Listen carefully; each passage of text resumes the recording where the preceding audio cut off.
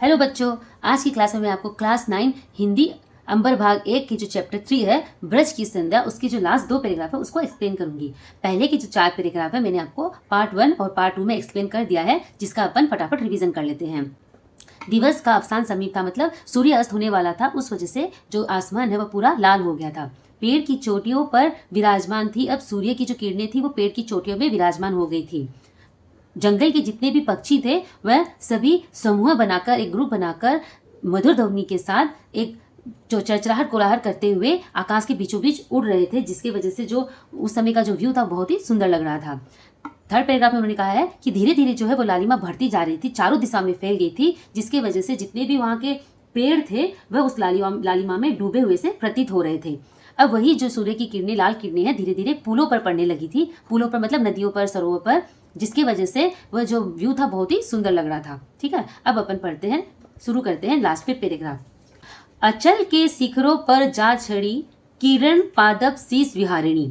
अचल के शिखरों पर जा चढ़ी मतलब इसका है कि जो ये किरणें थी वह अब पेड़ों से, पुलों से होते हुए अब कहाँ जा पड़ी? अचल मतलब पहाड़, पहाड़ की जो चोटियां होती है ना उस पर जा चढ़ी। क्या जा चढ़ी? किरण पादप शीश विहारिणी। इसका मीनिंग क्या है? जो किरणें थी जो पेड़ों पर विहार कर रही थी, पेड़ों पर अभी तक जो चढ़ी हुई थी वह अब शिखरों के चोटियों पर आ चढ़ी।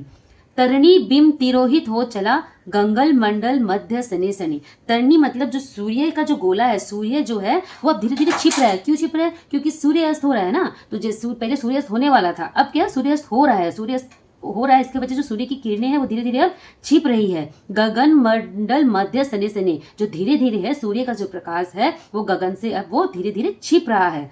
ठीक है, नेक्स्ट पैराग्राफ में कवि कहते हैं, ध्वनिमय करके गिरी कंदरा कलित कानन केली निकुंज को। ध्वनि में जो आवाज जो आ रही है, कहाँ आ रही है आवाज? गिरी कंदरा। गिरी मतलब पर्वत, कंदरा मतलब गुफा, आप लिख लीजिए। गिरी पर्वत में जो गुफाएं होती है। कालित कानन, कालित मतलब सुंदर, कानन मतलब वन, केली निकुंज को।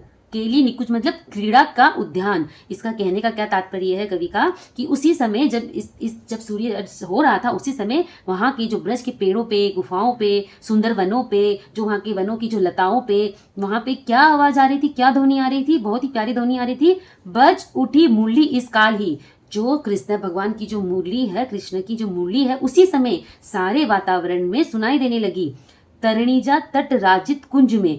तरणीजा तट मतलब यमुना के किनारे।